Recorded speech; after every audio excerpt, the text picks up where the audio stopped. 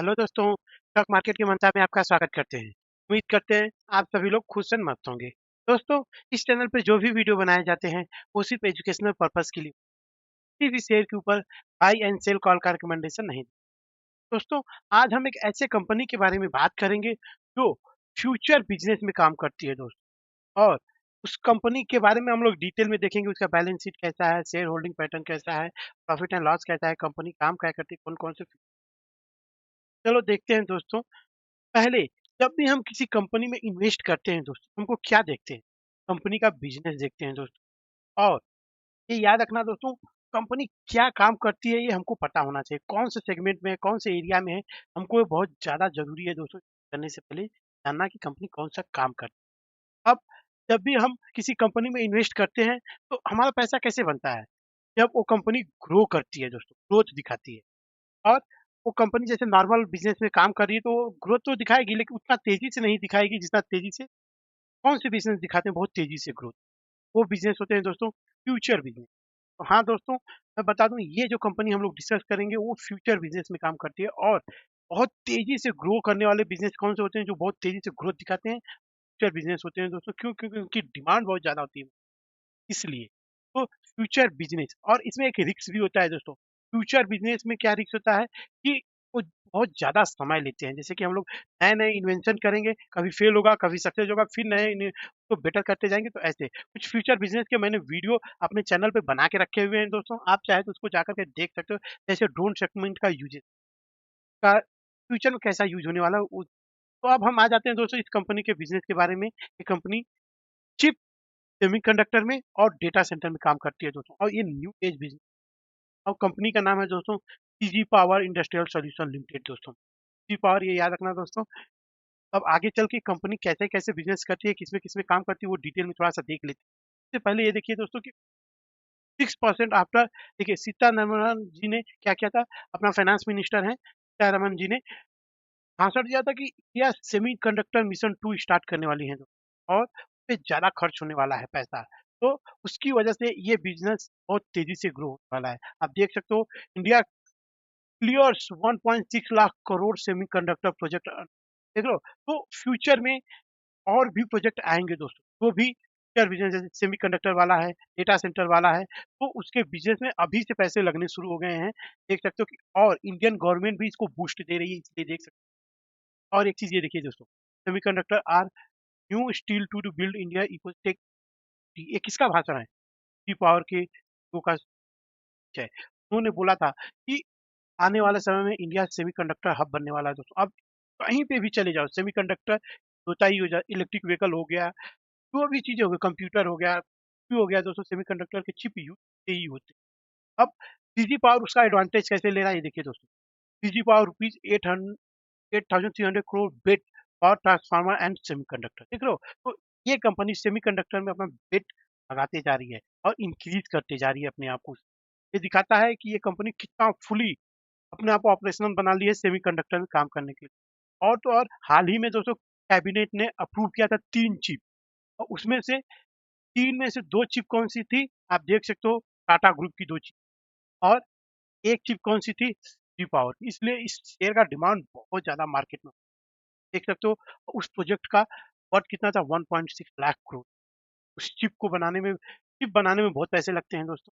ये मैं बताऊँ, सेमीकंडक्टर में तो कंपनी अच्छे से काम कर ही रही है और इसके चिप भी सेलेक्ट हो रहे हैं। लेकिन ये कंपनी डेटा सेंटर में नहीं काम करती थी। लेकिन हाल ही में ये कंपनी डेटा सेंटर में भी एंटर हो गई। तो क्योंकि चिप बनाने के लिए दोस्तों डेटा सेंटर की ज़रूरत होती है और इसमें डेटा स्टोर होते हैं के माध्यम से। तो हम डिटेल में दोस्तों ये कंपनी काम करना शुरू कर दी है फ्यूचर ओरिएंटेड बिज़नेस। वो मेन है, एक सेमीकंडक्टर, एक डेटा सेंटर। देख सकते हो हाल ही में CG power back 900 crore US data centre order, देख रहे हो? और इंटरनेशनल ग्लोबल मार्केट। ये कंपनी लगभग दोस्तों 1000 करोड़ मान के चलो, वर्थ है 900 करोड़, और भी इसने ऑर्डर जीते हैं। तो यूएस डेटा सेंटर के अंदर ये सप्लाई करेगी। क्या सप्लाई करेगी ये देखो। CG power 900 crore export order to supply transformer for US data centre, देख रहे हो? यूएस डेटा सेंटर के लिए ये ट्रांसफार्मर प्रोवाइड करेगी। तो अब थोड़ा-सा देख लेते हैं दोस्तों डिटेल में कि सीजी पावर, एक तो ये 2 बिज़नेस मैंने आपको बता दिए दोस्तों, सेमीकंडक्टर और डेटा सेंटर। और भी क्या-क्या बिज़नेस करती है सीजी पावर, तो ये देखिए दोस्तों। D power and industrial solution limited end to end solution provide करती है, मैनेज करती है application of the efficiency and sustainable. आप देख सकते हो किस चीज का, पावर सिस्टम और इंडस्ट्रियल सिस्टम में ये ज्यादा काम करती है। एक सबसे हाईलाइट बात दोस्तों, गप्पा ग्रुप कंपनी, ये ग्रुप बहुत जाना माना ग्रुप। अभी भी एक कंपनी अपना पैसा सबसे ज्यादा कहाँ से बनाती है, इंडस्ट्रियल सिस्टम से, पावर सिस्टम से और अदर से 2.3। एक बात बता दूं दोस्तों, फ्यूचर बिजनेस में कंपनी एंटर की है सेमीकंडक्टर और डेटा सेंटर में। तो इसका मेन बिजनेस कुछ और है, लेकिन ये में नए नए एजेस में एंट्री कर रही है, जिसकी वजह से शेयर का डिमांड ज्यादा है दोस्तों। और इसके डिस्ट्रीब्यूशन नेटवर्क देख लीजिए, डिस्ट्रीब्यूशन नेटवर्क देखो, the company has 9 regional office, 450 channels और 500 ऑथराइज सर्विस पार्टनर हैं, ये देख सकते हो। और इसने new new business, new product भी लॉन्च कर रही है, देख सकते हो, highly efficient voltage inductor Motors. मैं बोला ना, इसका मेन बिजनेस कुछ और है, लेकिन ये काम अब फ्यूचर बिजनेस में करी तो थोड़ा टाइम लगेगा इसको। आप ये देखिए, मैन्युफैक्चरिंग फैसिलिटी, 18 मैन्युफैक्चरिंग फैसिलिटी है दोस्तों। आप ये देख सकते हो, सेमी कंडक्टर में द कंपनी है, देखिए, in partnership with Japan and Thailand. और इंडिया में एक प्रोजेक्ट शुरू करी है गुजरात के अंदर, आप देख सकते हैं गुजरात के अंदर। और वो प्रोजेक्ट का वर्थ कितना है, 7,600 करोड़ कैपेसिटी है दोस्तों, प्रोजेक्ट का वर्थ है। और सेमीकंडक्टर में आप देख सकते हो, कंपनी का ऑर्डर बुक अच्छा खासा है दोस्तों, 10,631 करोड़ रुपीज का क्या बोलते हैं ऑर्डर बुक है, वो भी सेमीकंडक्टर के अंदर। अब आ जाते हैं दोस्तों, ये तो हो गया डिटेल में काम कैसी करती है, की गई है दोस्तों। अब देखते हैं कंपनी का फाइनेंशियल कैसा है। तो ये देखिए दोस्तों, एक लार्ज कैप टाइप की कंपनी है, करंट प्राइस 731 रुपीज है। आप देख सकते हो 52 वीक्स हाई से ज्यादा नहीं गिरी, इतनी मार्केट गिरने के बावजूद फिर भी कंपनी थोड़ा बहुत डिस्काउंट पे है, ज्यादा नहीं, 5% या 15% के डिस्काउंट पे। डिविडेंड रेट, कंपनी डिविडेंड देती है, आरओसी आरवी देती है, लगभग 40-30 के आसपास मेंटेन करके रखी हुई है कंपनी। और कंपनी के ऊपर डेट देख सकते हो, 117 करोड़ का डेट है। और प्रमोटर का कोई भी शेयर प्लेज नहीं है, ये एक अच्छी बात है। प्रमोटर होल्डिंग देख सकते हो 56.4 है, और कैश इन हैंड 1 पॉइंट, ये देख सकते हो 259 1259 करोड़ रुपीज है। कह सकते हो कंपनी यहीं पे डेट फ्री हो, और कंपनी का फेस वैल्यू 2 है, तो आने वाले समय में कंपनी स्टॉक स्प्लिट दे सकती है। ये हो गया कंपनी का क्या बोलते हैं ओवरऑल दोस्तों। अब थोड़ा सा सेल्स ग्रोथ देख सकते हो, ये 10 साल में कंपनी का सेल्स ग्रोथ 6% है, ये 5 साल में 14%, ये 3 साल में 22%, और बेसिस पे 25%। देख लो क्यों, क्योंकि कंपनी न्यू एज बिजनेस में घुस चुकी है दोस्तों। अब प्रॉफिट ग्रोथ तो देख ही सकते हो दोस्तों, 15%, 34%, 11% एंड 18%। स्टॉक प्राइस की अगर देखिए, ये 10 साल में ये शेयर 30% से ग्रो हुआ है, पीछे 5 साल में 59% से, पीछे साल में 35% है, और ये 1 साल में 28% से कैगर ग्रो हो रहा है दोस्तों। स्टॉक प्राइस कैगर अच्छा खासा रेवेन्यू कर रहा है। अब थोड़ा सा प्रॉफिट एंड लॉस देख लेते हैं दोस्तों, पिछले 5 साल का प्रॉफिट देखेंगे दोस्तों, टीटीएम बेसिस पे, मतलब अभी आएगा रिजल्ट Q4 का, तो ये टीटीएम बेसिस पे है। देख सकते हो 2021 में 1280 करोड़ रुपीज, फिर मार्च 2022 में 913 करोड़ रुपीज, 23 में 963, 24 में 1428, मार्च में 973, टीटीएम बेसिस पे 1109 करोड़ रेट करते जाते हैं प्रॉफिट। आ जाते हैं बैलेंस शीट पे, ये दोस्तों कंपनी के ऊपर कर्जा कितना है टीटीएम बेसिस पे, 1117 कंपनी का कर्जा है। रिजर्व का आप फाइनेंशियल पीपल से पूछोगे तो रिजर्व तभी रखते हैं दोस्तों जब कंपनी अच्छा खासा रेवेन्यू दे। आप ये देखिए कंपनी का रिजर्व क्या थी, इसमें 715 बढ़ करके सीधे 1485, फिर 200,712 करोड़ रुपीज, फिर 3,538, फिर टीटीएम बेसिस पे 7,100 करोड़ रुपीज के सामने डेट दोस्तों कह सकते हो कि कंपनी 100% डेट फ्री।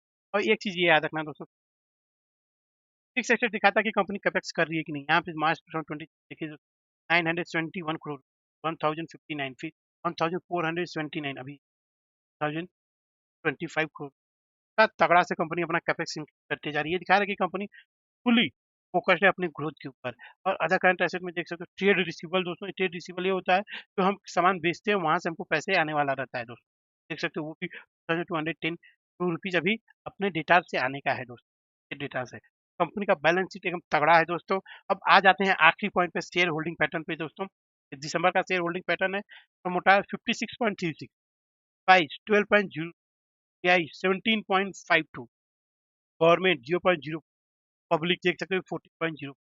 आप देखिए एक चीज, पब्लिक कम होती जा रही है दोस्तों, हर क्वार्टर में कंपनी कंपनी के अंदर से पब्लिक कम होती जा रही है। और प्राइस एफआई तो थोड़ा कम हो रहे हैं दोस्तों, लेकिन डीआई ये देखिए 13.58 से 14.22, 16.2 से 17.52, ये दिखा रहा है कंपनी के अंदर लगातार प्राइस इंक्रीज जा रहे हैं। और तो और दोस्तों, हाल ही में इसमें 0.04% मतलब गवर्नमेंट ने भी इसमें इन्वेस्ट किया है।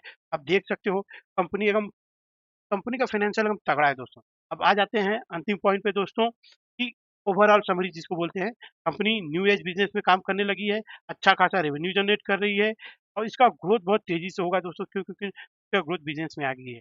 और balance sheet, share holding pattern आप देख ही चुके हो कितना तगड़ा है, सब कुछ बढ़िया है दोस्तों। कंपनी को अपने रडार पे रखो, और इसका जैसे ही रिजल्ट आए उसके बाद अपना सोच सकते हो क्या करना है नहीं करना है, या अपने फाइनेंशियल एडवाइजर से सलाह ले सकते हो। धन्यवाद दोस्तों, अगर वीडियो पसंद आए तो लाइक एंड सब्सक्राइब जरूर करना दोस्तों।